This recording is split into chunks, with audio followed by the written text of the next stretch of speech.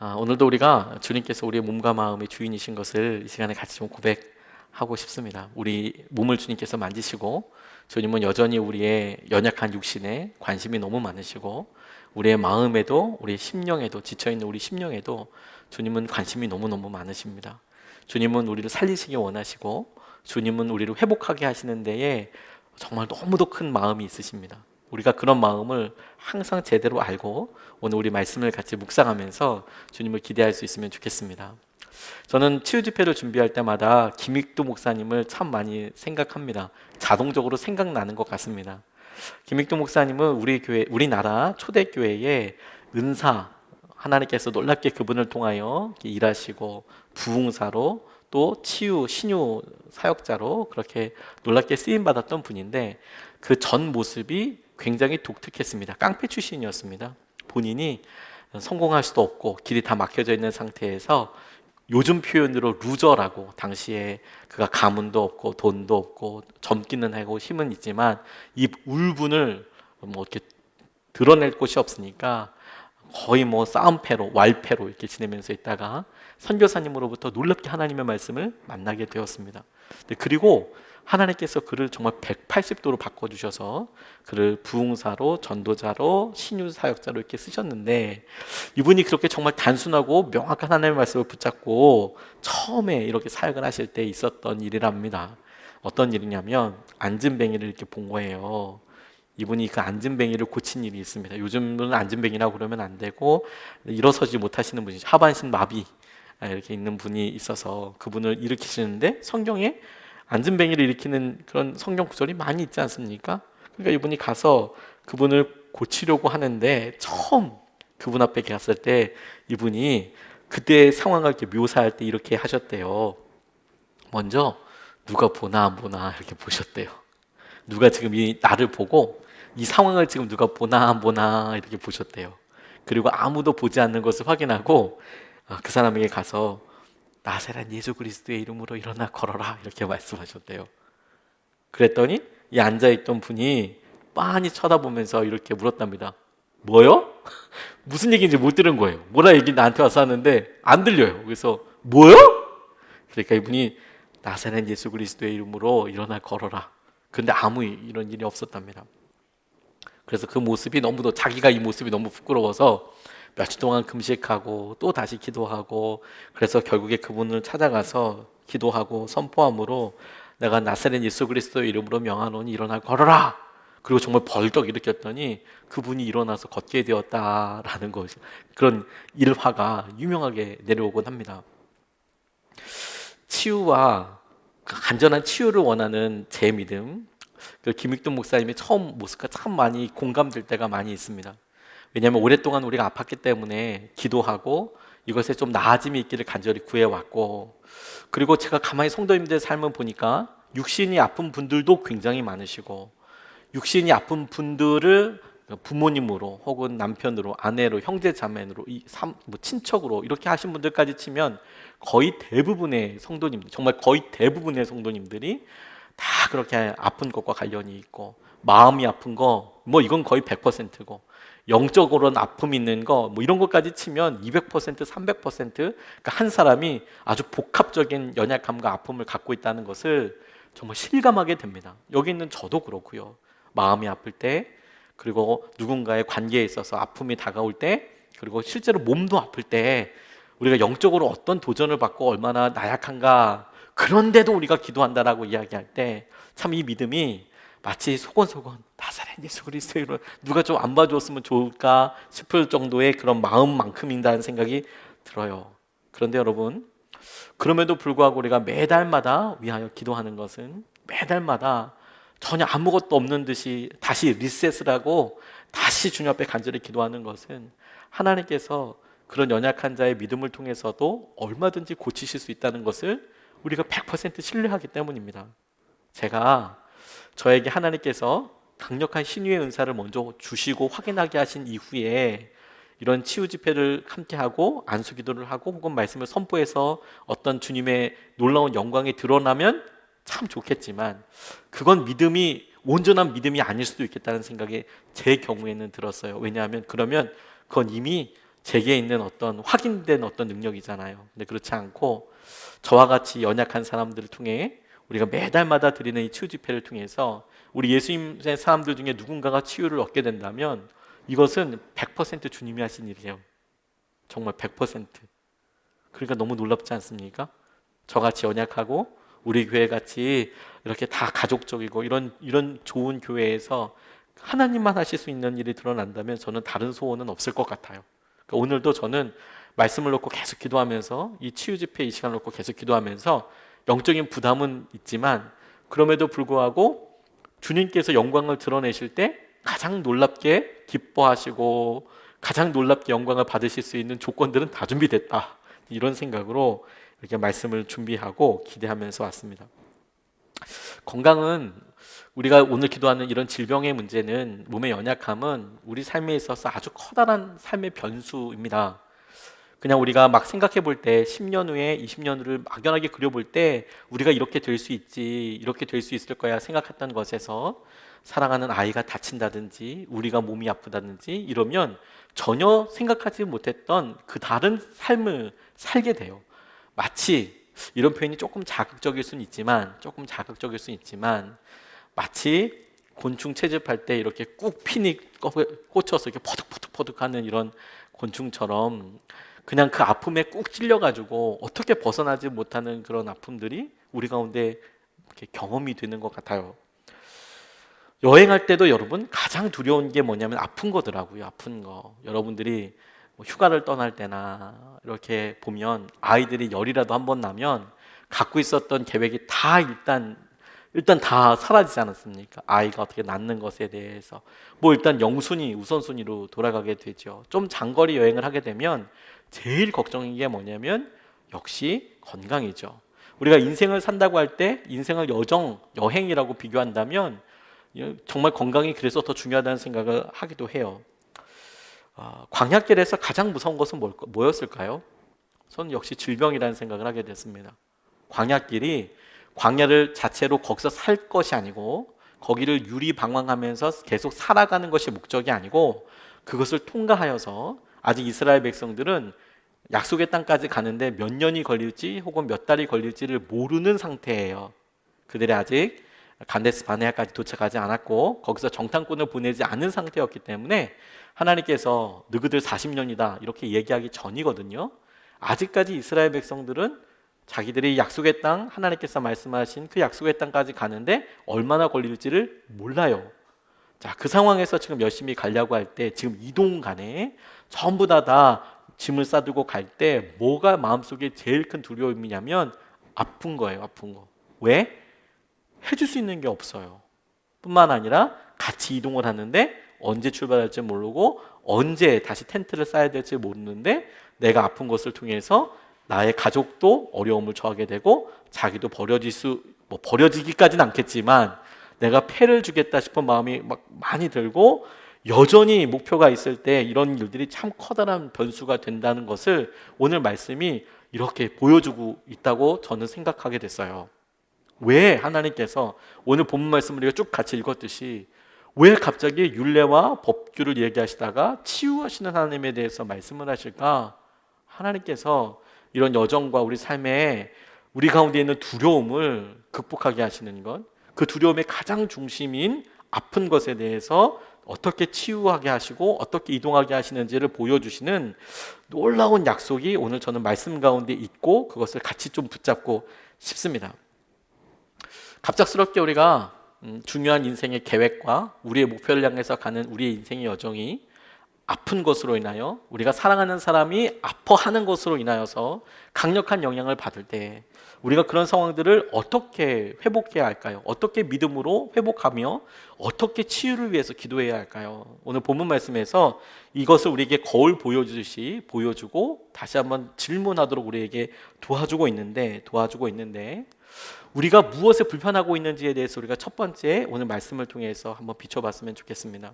이스라엘 백성들이 지금 불평을 하기 시작하는데 그 불평의 이유가 우리가 그냥 아무 생각 없이 혹은 일반적으로 아마 그럴 거야 라고 생각하는 것과 조금 경우가 달라요. 22절로 24절까지 말씀을 보면 이렇습니다.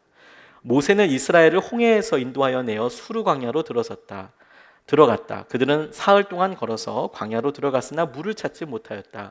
마침내 그들이 마라에 이르렀는데 그곳에 물이 써서 마실 수 없었으므로 그곳의 이름을 마르라고 하였다. 이스라엘 백성은 모세에게 우리가 무엇을 마신단 말입니까? 하고 불평하였다라고 나와 있습니다.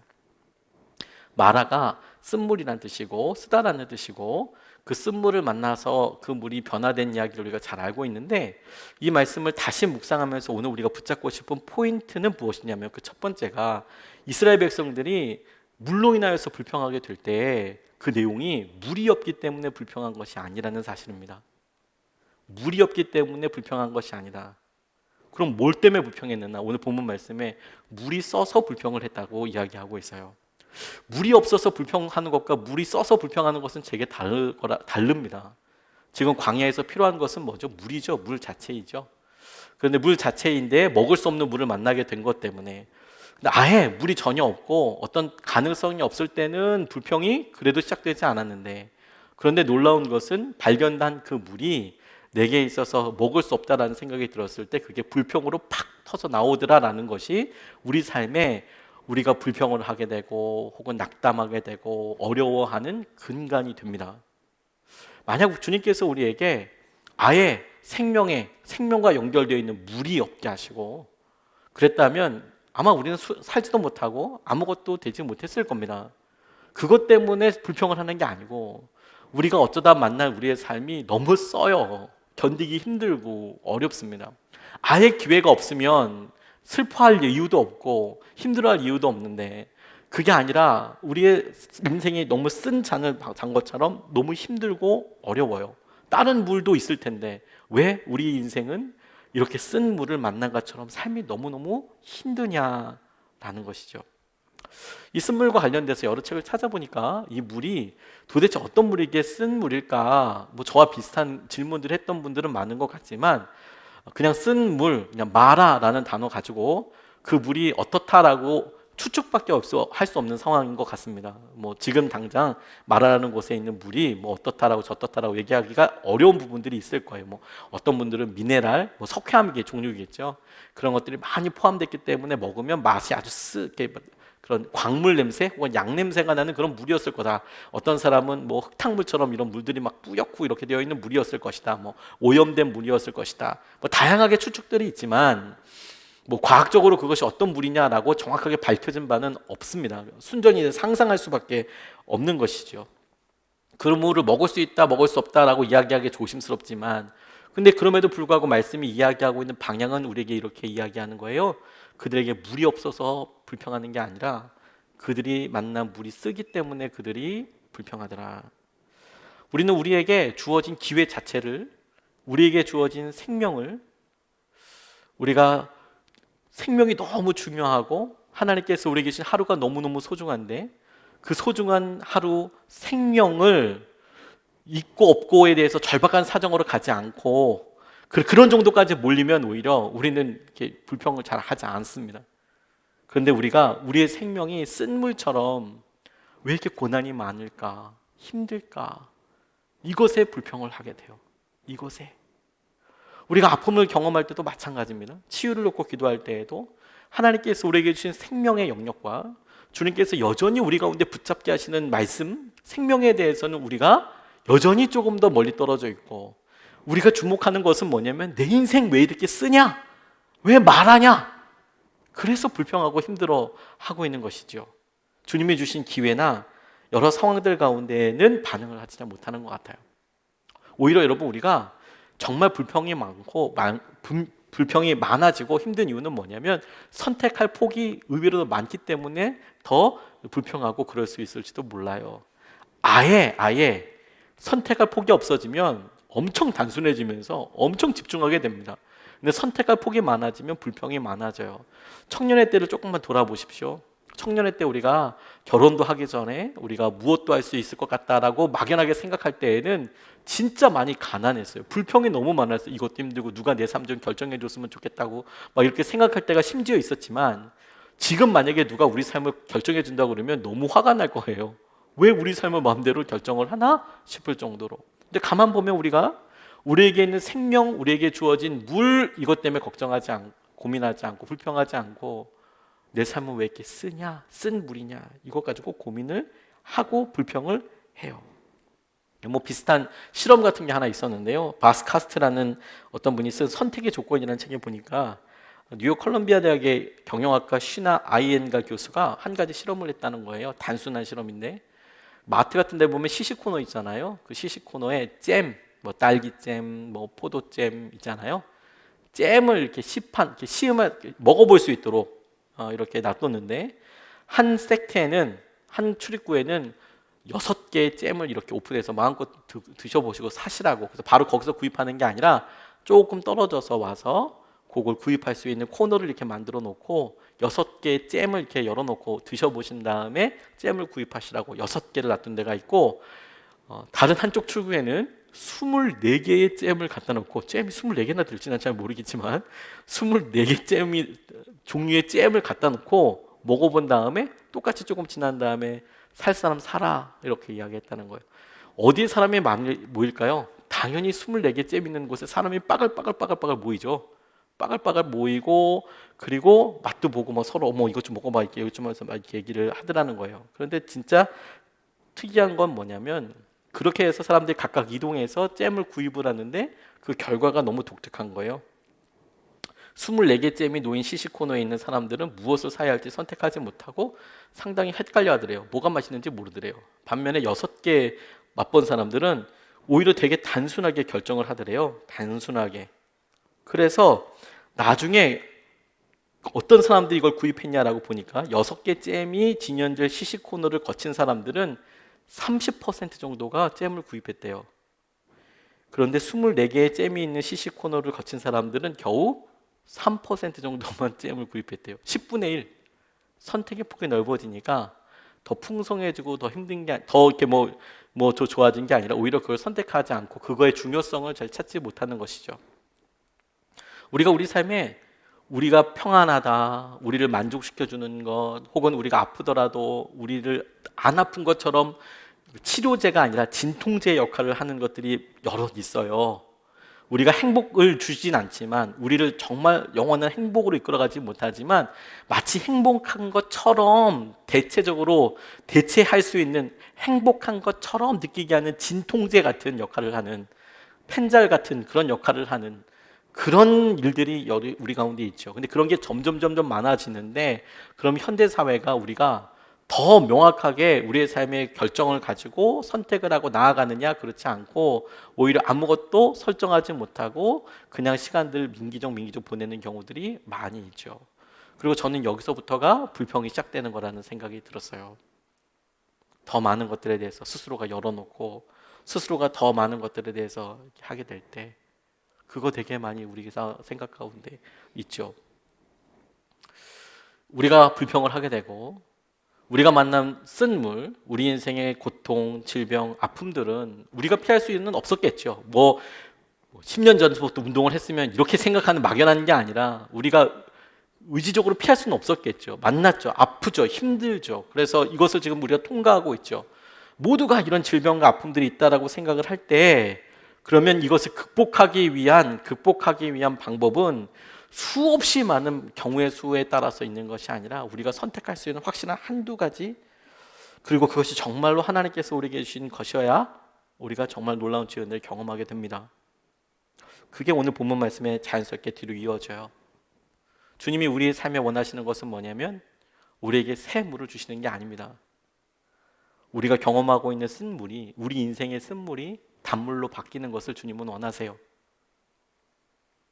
우리 인생이 완전히 바뀌는 것에 대해서 주님은 관심이 많으시지만, 그 바뀌는 방법이, 만약 이곳에서 우리가 상상해 봤을 때 주님께서 새로운 물을 주신다 할 때 비가 내릴 수도 있고 물이 터질 수도 있고, 앞으로 가면서 광야에서 나오는 참 많은 하나님의 채우심이, 공급하심이 있었는데 그것을 마라에서 안 보이셨을 이유가 전혀 없지만, 그럼에도 불구하고 하나님께서 이 마라라는 곳, 내 인생의 쓴물을 만났을 때에 주님이 원하시고 하시고자 하시는 방식은 뭐냐면, 새로운 물, 우리 인생이 새롭게 되는 것이 아니고 주님께서 우리를 쓴물이었는데 우리 인생의 쓴물을 통해서 그것이 다른 곳에서는 맛볼 수 없는 단물이 되게 하신다는 거예요. 여러분 그 차이가 얼마나 놀라운지 아십니까? 성경에서 말씀하고 있는 이 단물, 이것은 마라에서밖에 먹을 수 없는 물이에요. 이것은 어디서도 먹을 수 없는 물입니다.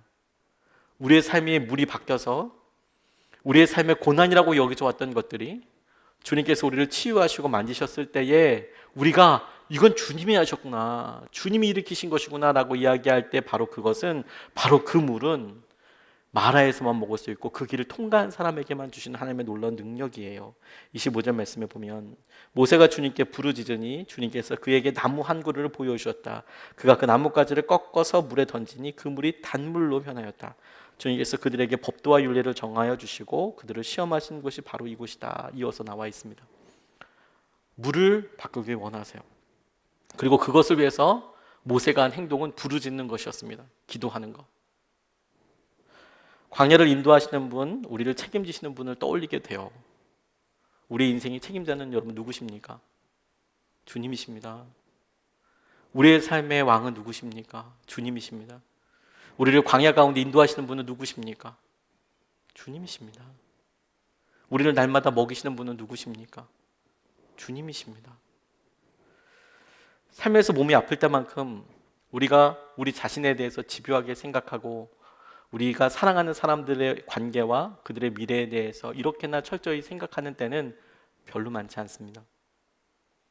바쁘고 분주한 삶을 사는데 어떤 의미에서 우리가 몸이 아프다는 것은 물론 아프신 분들에게 있어서는 참 우리가 같이 공감하면서 아우 목사님 너무 오래 그런 시간을 가졌어요, 너무 힘들어요 라고 생각하기 쉽지만, 그러나 질병에 대해서 우리가 어떤 일들이 우리에게 반작용처럼 일어나는 거 보면 우리가 몸이 아플 때 남편에 대해서, 아내에 대해서 하지 않았던 질문들을 하게 되고 우리 자녀에 대해서, 우리 부모님에 대해서, 그리고 우리 부모님의 관계에 대해서 하지 않았던 질문들을 집요하게 하게 되고 그리고 결론까지도 얻으려고 노력을 정말 많이 해요. 아픈 것으로 보면 정말 힘이 듭니다.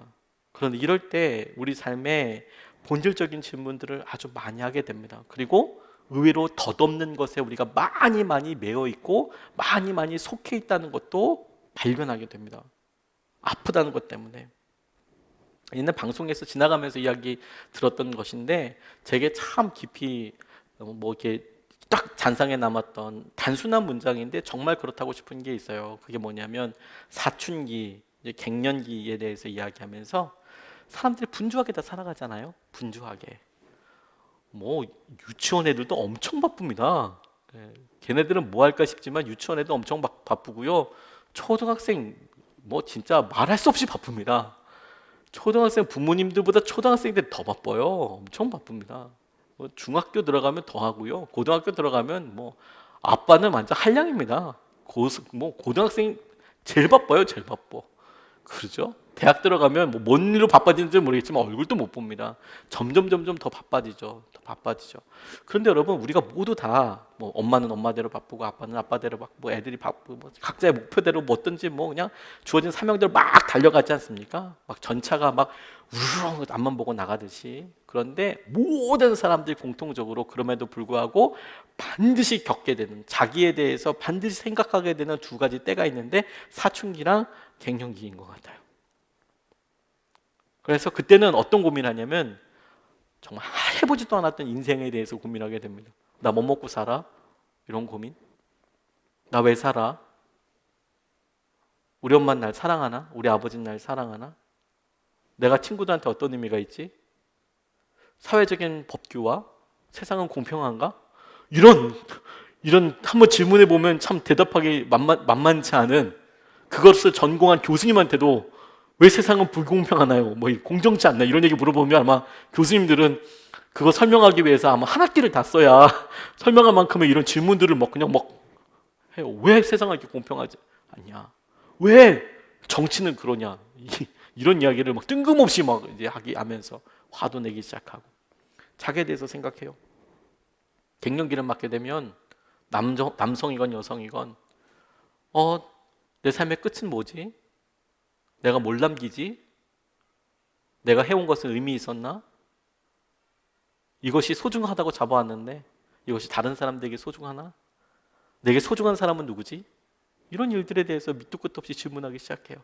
그래서 사춘기, 갱년기가 모든 사람들에게 있어서 적어도 그 시기가 짧건 길건 간에 혹은 깊건 혹은 얕건 간에 삶에 대해서 중요한 질문들을 해보게끔 하고 다시 자기 삶의 중요한 방향을 딱 다시 이제 찾는 것이죠. 이거 맞아? 이렇게 가는 게 맞는 거야? 라고 생각해 보게 한다라는 그 이야기를 제가 되게 의미 있게 들었어요. 근데 저는 거기에 마땅히 하나가 더 주어져야 한다고 생각합니다. 아주 정기적으로 사춘기나 갱년기는 그래도 대충 나이대가 있지 않습니까? 대충 나이대 생각할 수 있는데 근데 그 사이에도 언제든지 주님께서 우리의 삶에 마치 자동차의 브레이크처럼 혹은 갑작스럽게 찾아오는 어떤 만남처럼 고난이라는 것이, 아픔이라는 것이 이렇게 훅 들어온단 말입니다. 우리 몸이, 우리의 마음, 영육혼이 다 연결되어 있거든요. 그래서 어느 순간에 육신이 한번 딱딱 잡히면 육신만 아픈 게 아니라 우리의 영과 혼이 다 반응합니다. 거기에 맞춰서.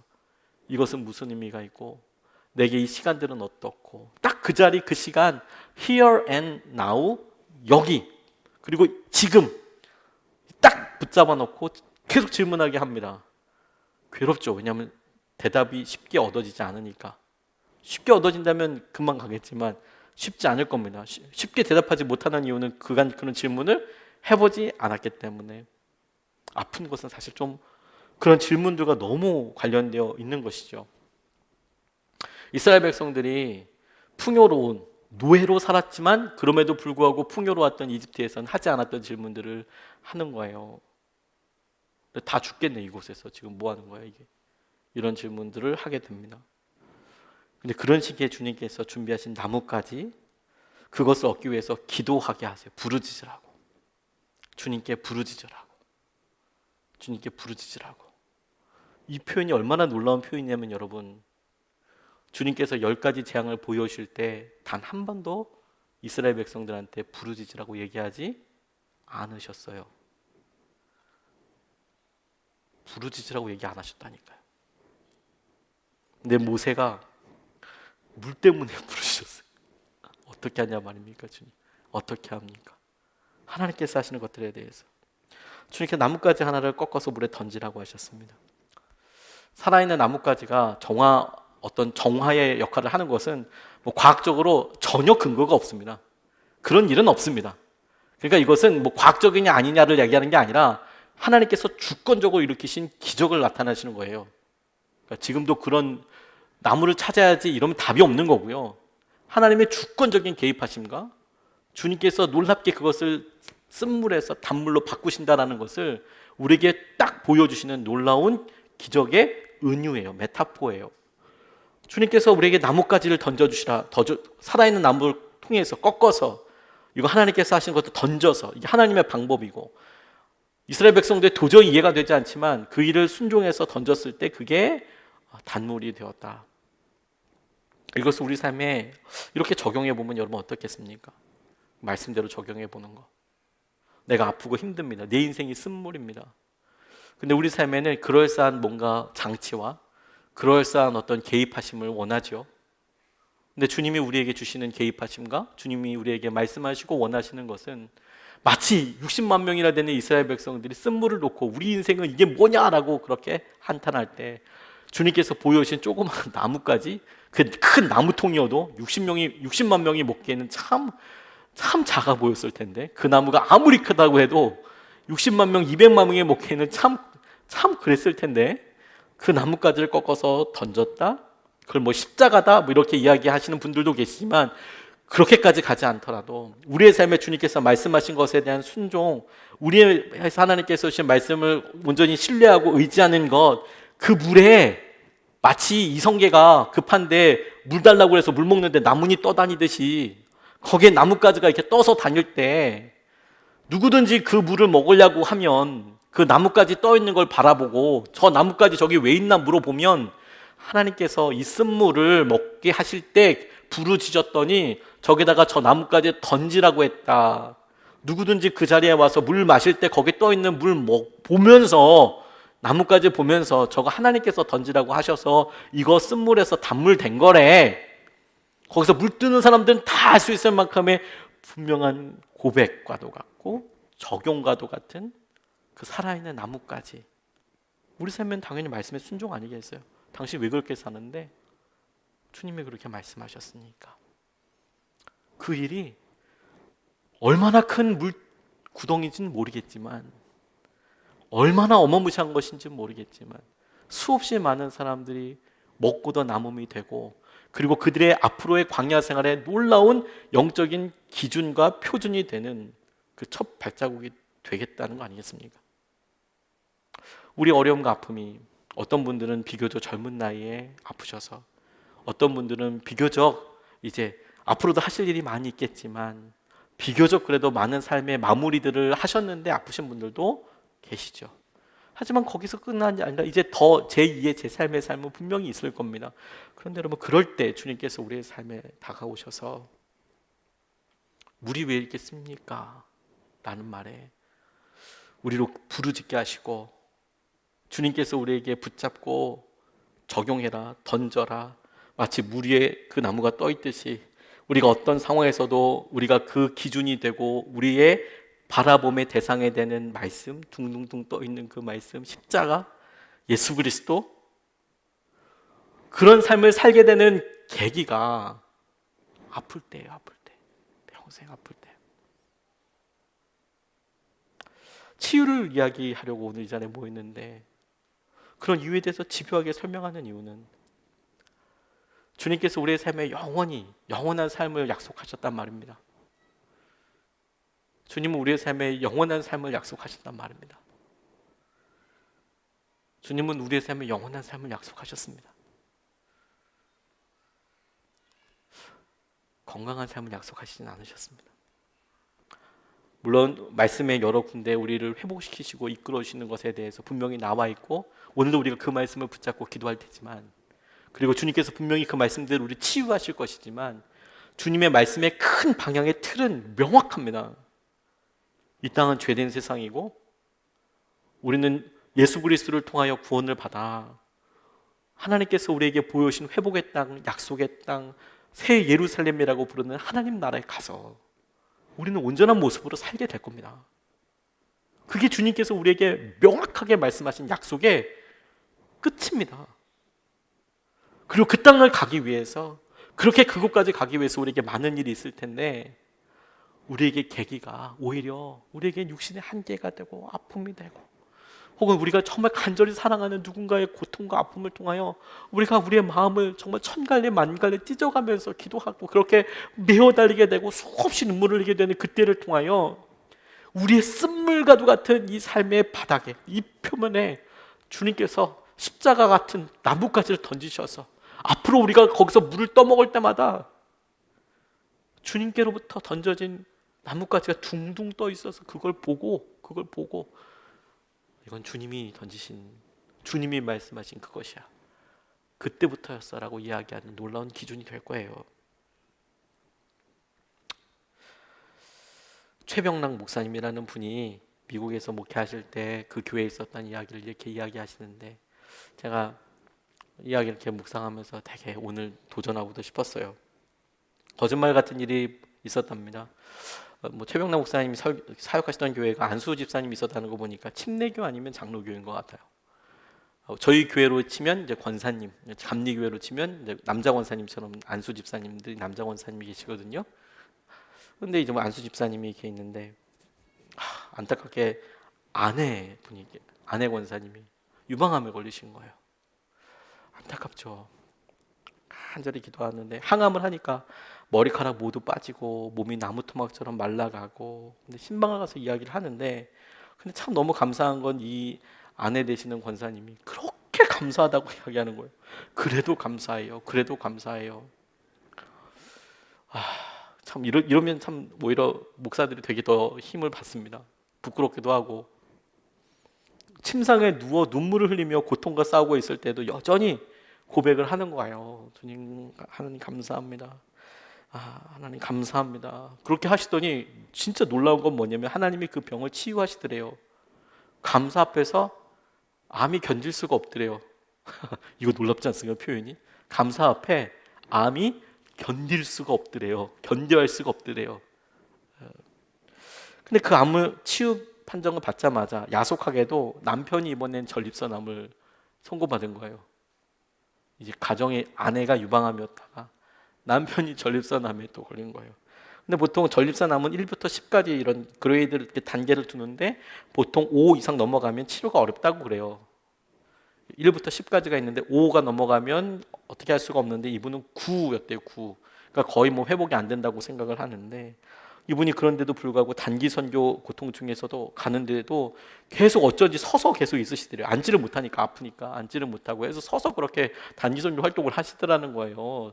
저분이 다리가 아프실 텐데 그런데 사람 좋은 사람들 계속 웃으면서 서 있으니까 그렇게 아픈지 모르는 거죠. 그런데 놀라운 것은 진짜 놀라운 것은 뭐냐면 이제는 부부가 입을 모아서 감사하다고 이야기하더라는 거예요. 그게 더 놀랍다는 거예요. 그게 더 부부가 모아서 감사하다고. 이제 60세를 살아났고 이만큼 살아온 것도 너무 감사하다고 이렇게 말씀하시더래요. 마치 그 물에 나무가 둥둥 떠 있듯이 암이 둥둥 떠 있는 게 아니라 나뭇가지가 십자가가 둥둥 떠 있어서 그냥 감사하다는 거예요. 말마다 감사하다고. 놀랍게도 하나님이 그 말기 전립선암을 고쳐주시더래요. 감사가 암을 이기더래요. 근데 이 이야기가 여기서도 끝나지 않고요. 이 안수 집사님의 전립선암이 완치 판정을 받고서 얼마 지나지 않아서 32살의 장남이 임파선암에 걸렸대요. 3종 세트라고 해야 되나요? 이쯤 하면? 이게 가족 내력이 맞나 보네요. 암이 그냥 회계사 시험까지 미국에서 다 합격하고 쉽지 않거든요. 공부 좀 해야 되거든요. 그러니까 이제 회계사 시험도 보고 진짜 전도 유망하게 그래서 이제 큰 기업 같은 데 가서 혹은 전문 회계 법인에 가서 이제 일하면 사람들이 부러워할 만한 떵떵거리는 삶을 이제 살겠구나라고 이제 생각하는데 이 말기 임파선암이라는 반갑지 않은 소식이 찾아오는 거예요. 그러니까 참 이게 의사가 항암 치료를 환자 본인의 의사에 맡긴다고 할 정도로 가망이 없는데 근데 또 그 집에 신방 갈 때마다 이제는 3명이 감사하다는 거예요. 3명이 감사합니다. 우리에게 부족한 것이 있어서 하나님이 이런 훈련을 시키시니 얼마나 감사하냐고. 이분이 그 책에서 결론부터 말하자면 청년의 말기 암 역시 완치 판정을 받았는데 의사가 고개를 흔들면서 도대체 암이 어디 갔는지 모르겠다고 자신의 눈을 의심했다고 해요. 그런데 이분이 그 아들의 항암 과정 가운데 이 아들이 엄마한테 보낸 문자 내용에 그 암이 견딜 수 없는 감사를 보게 돼요. 암이 견딜 수 없는 감사. 아침에 병원에서 와서 포트를 박았다. 이 포트가 뭔지 잘 모르겠습니다. 어깨다 박는 무슨 암을 위해서 이렇게 박는 뭐 그런 건가 봐요. 포트를 박았대요. 어깨 통증이 심하다. 그러니까 병실이 준비되지 않아서 수속을 밟는데 한참 기다렸다. 이쯤 되면 여러분 우리가 그냥 뭐 주사 한 대 맞으려고 외래만 가도 한 30분 기다리고 나면 일단 모두가 이제 건드기만 해봐. 오늘 아무튼 건수만 잡혀봐. 사랑해줄 거야. 이런 고민을 막 들지 않습니까? 근데 이제 거기다 박아가지고 몸도 너무 아프고 오래 기다리고 그런데 룸에 이제 그렇게 해서 병실에 딱 도착한 거예요. 그런데 바깥에 뷰가 너무 좋더래요. 풍경이. 세상에 댈러스에 이런 곳이 있다니. 세상에 우리 동네에 이런 곳이 있다니. 감사하네. 아침에 키모를 맞으셨대요. 항암치료. 저녁에 샐러드를 먹고 다 토했대요. 아파서가 아니라 많이 먹어서 그런 거야. 항암 치료할 때 키모를 맞고 나면 제일 힘든 게 먹는 거거든요. 저도 우리 항암 치료하실 때 우리 성도님들 기도해 드릴 때 제일 많이 기도하는 게 하나님 항암 잘 되게 해주십시오 뿐만 아니라 소화 잘 되게 해주십시오. 잘 먹고 잘 쉬게 해주십시오. 왜냐면 다 토하게 되시고 일단 먹고 싶은 생각이 없대요. 근데 이분이 정말 장난처럼 이렇게 얘기하시는 거 많이 먹어서 토한 것 같다고. 엄마가 많이 놀랐을 텐데 엄마 아파서 그런 게 아니라 많이 먹어서 그런 거예요. 그렇게 이야기하시더라고요. 감사가 이길 수 없어요. 암이 감사를 이길 수 없어요. 우리 삶의 쓴물이 전부 다가 될 수 있어요. 근데 여러분 어떤 사람은 그 쓴물을 계속 보면서 쓴물만 들이키려고 하죠. 어떤 사람은 그곳에 떠 있는 나무를 봅니다. 그리고 그 나무로부터 놀라운 감사와 말씀의 적용이 일어나요. 그래서 말씀을 붙잡아요. 그래서 주님께서 하시는 것을 온전히 누려요. 주님께서 치유하실 것이다. 아니야, 주님께서 치유하시지 않을 거야. 여러분, 이거 둘 다도 믿음인 거 아십니까? 주님이 오늘 나를 치유하실 거야. 이것도 믿음이고요. 아니야, 오늘은 아닌 것 같아. 이것도 믿음이에요. 어떻게 우리가 믿음을 쓰느냐예요. 오늘 이 본문의 말씀은 굉장히 단순하게 우리에게 치료의 방법을 알려주고 계세요. 굉장히 단순한 치료의 방법입니다. 우리가 이미 다 알고 있는 거. 치료하신 하나님이 우리를 다스릴 때 26절 말씀에 주님께서 말씀하셨다. 너희가 주 너희 하나님인 나의 말을 잘 듣고 내가 보기에 옳은 일을 하며 나의 명령에 순종하고 나의 규례를 모두 지키면 내가 이집트 사람에게 내린 어떤 질병도 너희에게는 내리지 않을 것이다. 나는 주 곧 너희를 치료하는 하나님이다. 여호와 라파의 하나님이다. 이렇게 말씀하십니다. 치료하는 하나님이다. 자, 이게 여러분 말씀을 딱 요 한 구절만 읽을 때는 그렇구나, 약속의 말씀이구나 이렇게 붙잡게 되지만, 그것과 앞서서 좀 더 깊은 의미를 찾을 때는, 조금 더 깊이 우리가 질문해야 될 때는 요게 나온 맥락을 살필 필요가 너무너무 있어요. 사실 말씀을 우리가 읽을 때 어떤 한 절을 붙잡고 기도하는 것도 기도가 확 열리면서 깊이 들어갈 수 있는 방법이기도 하지만, 말씀을 묵상할 때는 그 앞과 뒤, 그리고 이게 어떤 역사적인 배경에서 이런 말이 있는지를 꼼꼼히 살피는 게 말씀을 제대로 이해하는 데 도움이 돼요. 굉장히 도움이 많이 됩니다. 근데 우리가 여호와의 라파의 하나님, 치료의 하나님, 아멘 주님, 우리가 그 치료의 하나님 붙잡습니다라고 잡을 때 이 말씀의 앞을 우리가 지금 쭉 살펴봤잖아요. 그렇게 연결했을 때 이 뒤에 우리가 지금 읽었던 내가 어떤 질병도 너희에게 내리지 않을 거다, 나는 주 너희를 치료하는 하나님이다가 나오는 이 구문이 굉장히 생뚱 같아요. 연결이 잘 안 되는 것 같아요. 갑자기 마라 쓴물을 경험하게 하신 다음에 그 쓴물을 단물로 바꿔주시고, 단물로 바꿔놓고서 갑자기 주님께서 너희들 이제부터 법규를 지켜, 율례와 법규를 지켜 이렇게 말씀하시고, 그 법규를 지키면 내가 너희들한테 질병을 내리지 않을 거야 라고 이야기하고 계시는 거예요.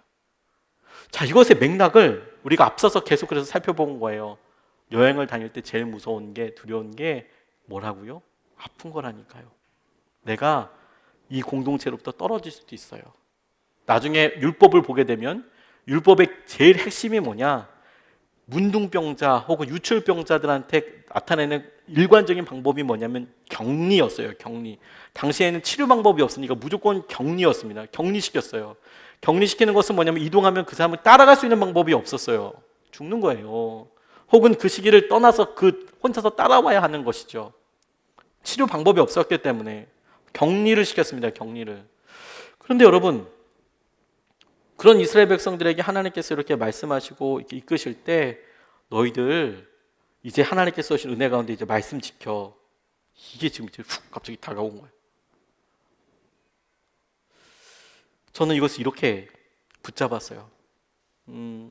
여행을 하고 있는 우리, 천국을 향하여서 순례하고 있는 우리, 아니 우리에게 각각 주어진 시간이 있어서 100년, 80년 이런 삶을 쭉 유리하는 우리에게 우리가 원치 않는 마라, 우리가 그 앞에 설 수 있어요.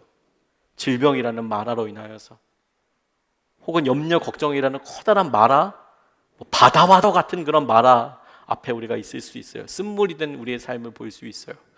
이걸 해결할 수 있는 방법은 없고, 그것 때문에 홍해를 가르시고 3일길밖에 오지 않았지만 홍해를 가르신 구원의 그런 놀라운 능력도 싹 다 잊어버리고, 내 앞에 먹을 물 없다는 것이 아니라 그 물이 쓰다는 것 때문에 내가 그것에 대해서 하나님을 원망하고 이야기하고 막 토로해요.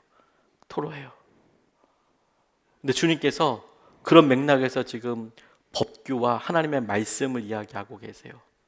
이것은 여러분, 이렇게 불평하고 연약한 우리가 주님께서 그런 연약함을 잘 아심에도 불구하고 이것에 하나님께서 십계명과도 같은, 십계명은 나중에 뒤에 신의 산에서 이야기하시지만 너희 법규대로 지키고 하나님께서 하신 말씀에 대해서 이야기하실 때 그대로 따라라고 하고 말씀하시는 이유는, 주님이 이런 연약한 상태에조차도 말씀을 따르는 것과 관련된 중요한 가정으로 보신다라는 것 아니겠습니까? 그 말은 여러분, 우리가 아프더라도 이 아플 때 주님께서 우리가 말씀대로 따르는 것에 대해서 하나님은 너무 중요하게 생각하신다는 거예요.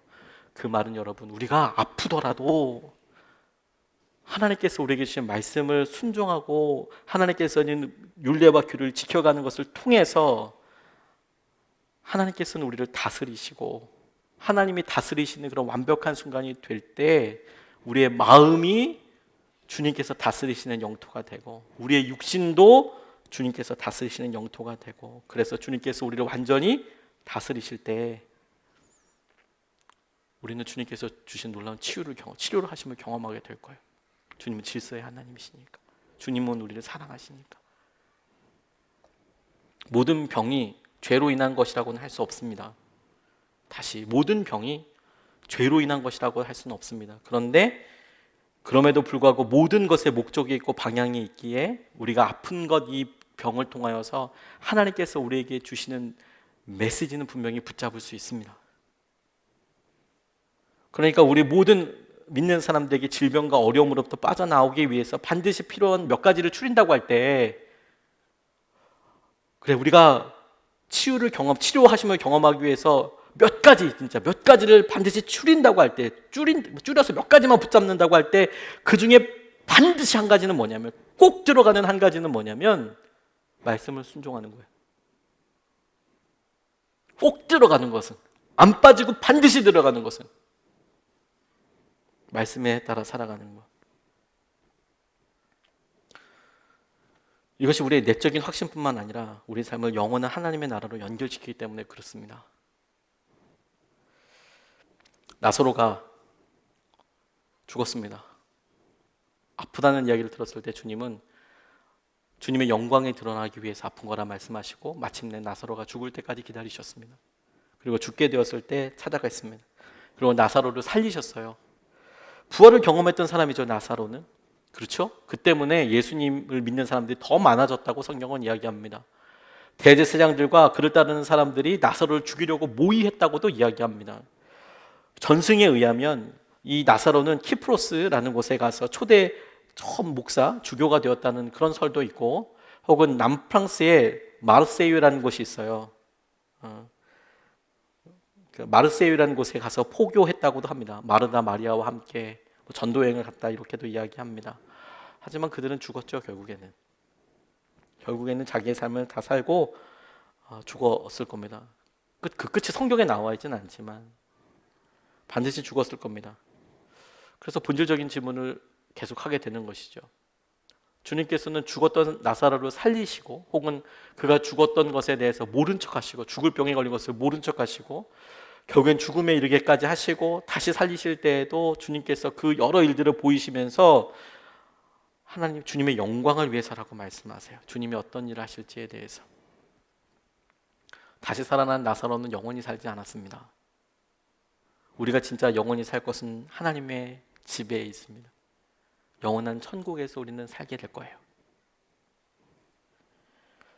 사랑하는 분들의 치유를 위해서 간절히 기도할 때마다 제 마음속에, 요즘 제가 갱년기도 아닌데 눈물이 많아져서 치유 집회 이렇게 기도 제목을 보다 보면 눈물이 막 펑펑 나고 그래요. 왜 그런가 모르겠어요.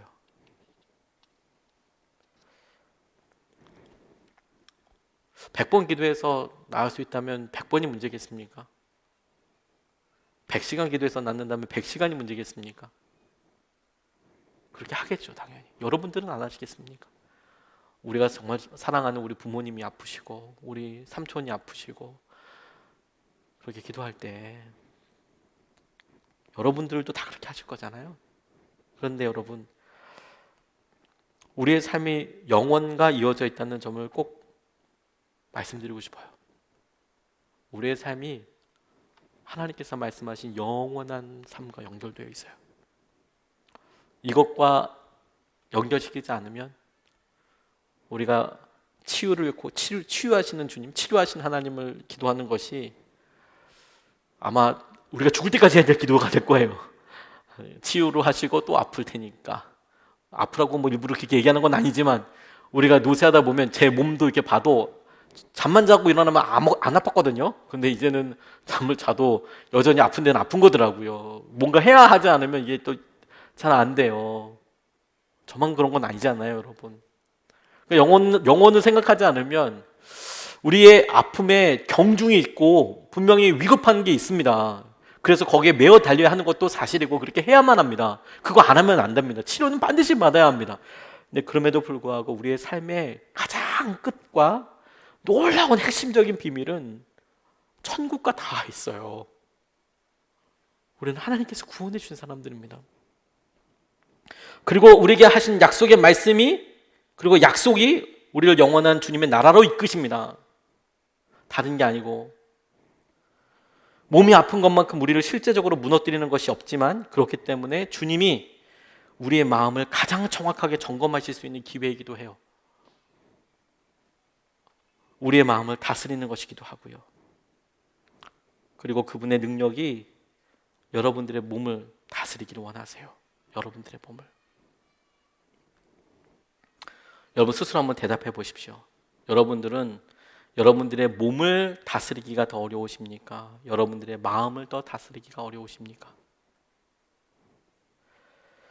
천지를 창조하신 주님께서는 말씀으로 이 땅에 있는 모든 것들을 무에서 유로 창조해 내셨습니다. 말씀으로 무에서 유로 창조하셨습니다. 빛이 있으라 말씀하시고, 그리고 그 가운데 필요한 모든 것들을 나중에 사람의 일까지 다 만들어내셨습니다. 창조하셨습니다. 그분은 자발적인 사랑과 우리에게 보여주신 여러 일들을 위해서 우리의 몸과 우리의 모든 것을 만드셨지만, 그럼에도 불구하고 주님께서 우리에게 지혜를 나눠주시고 마음과 결정권을 주셔서 우리에게 소위 자유라는 것을 주셔서 기다리고 계세요. 자발적으로 사랑하기 위해서, 주님을 자발적으로 사랑하고 자발적으로 따르기 위해서. 하나님이 그렇게 하신 이유는 굉장히 심플하십니다. 하나님 자신이 있으시거든요. 하나님은 순종하지 못할 사람을 통해 못하실 일이 전혀 없어요. 하나님은 하나님의 일과 하나님의 계획을 이루실 거예요. 그게 주님이 우리에게 오늘도 말씀하시는 거 아닙니까?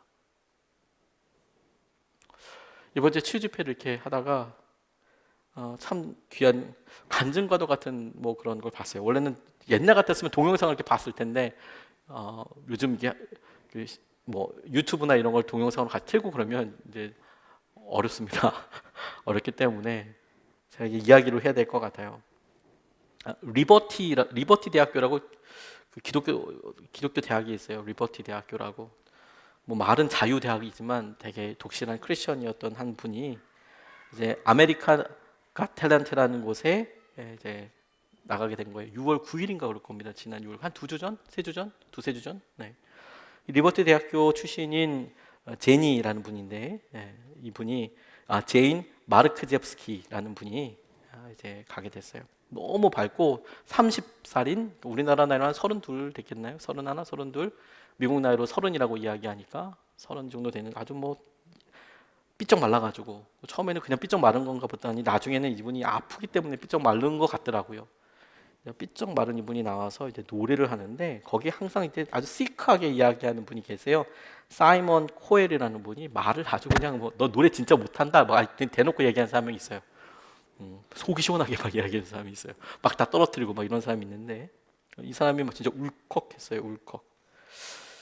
이분이 유명한 리버티 출신 현역 가수인데, 폐, 간, 척수에 암세포들이 이제 퍼진 거예요. 3기입니다. 그런데 이제 이미 전이가 다 돼서 폐, 간, 척수, 그러니까 어려운 거죠. 이 제인이 올라와서 이렇게 얘기하는데, 처음에는 모르고 노래할 거라고, 그러니까 무슨 노래 할 거냐 이런 걸 물어보다 보니까, 그래 넌 뭐 그러니까 현역 가수냐, 전업하냐, 전업 가수냐, 노래로 먹고 사냐 이렇게 보니까, 아니 나 요즘 뭐 노래는 잘 못한다. 왜 못하냐? 병이 있다. 내가 암이 있어서 나을 수가 이렇게 가수로서 활동하지 못한다. 미안하다. 뭐 이런 얘기를 하면서, 노래는 어떤 노래냐, 어떤 내용이냐, 내 삶의 마지막 해, 마지막 year, 마지막 해와 관련된 그런 이야기다. 암인데 그 제목이 뭐냐?